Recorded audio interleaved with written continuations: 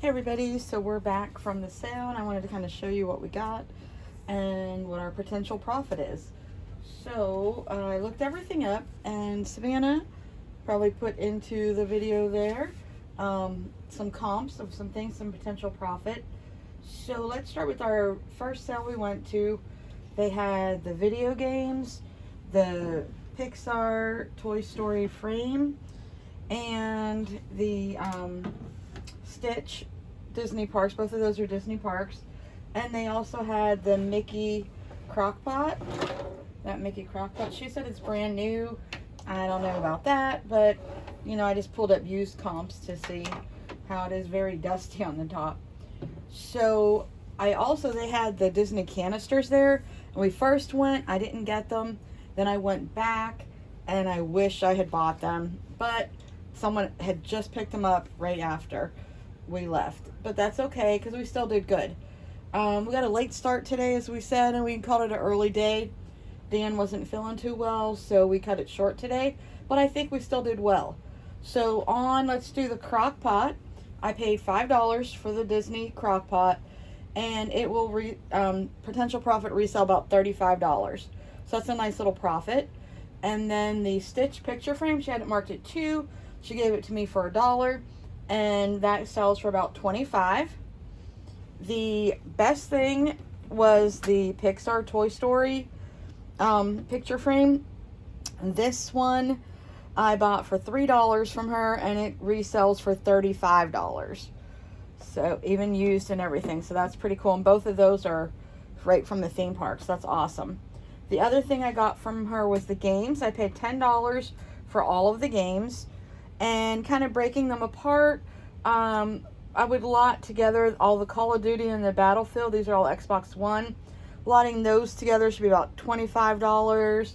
And then a couple of these other ones will sell for like $5 and $10 and $15 each.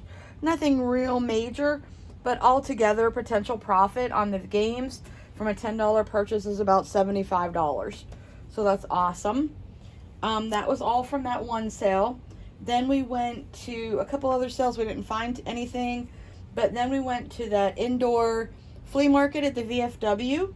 And there I got the silverware and this mug. So I actually, when I saw the mug, you'll see it on the video. It's from Pittsburgh, which is where I'm from. And I haven't decided if I'm going to keep this yet or resell it. But if I do, she charged me $0.25 for it. And it resells for about $8. And then the silverware. I went through this store. She had a ton of silver. She had them marked 10 cents a piece or bundle it together for a deal. So I have about 39 pieces here, I think. And she sold them all to me for $3. And she threw in the little carrier top thing. So I've separated it up by the brands. And we have some false graph here. And a very cool pattern. And then we have some Rogers, and we have some Oneida, and then we have some odd brands, like just one of each of those. And these say stainless, but I don't see a brand on them. I'm not sure why I put them in my pile, but I did. But I will sell like each of them separate. So I paid $3 for everything here. I think for like the false graph, I think was $25 for that lot. And then it's like $10 for another lot, $15 for another. And then each of these individually are actually pretty good. Like one's $8 and one's $10 just for one spoon and one fork for the brands that they are. So that was kind of cool. Like the one brand on this was one was Simeon, that's the fork, and then the spoon was Castle Court.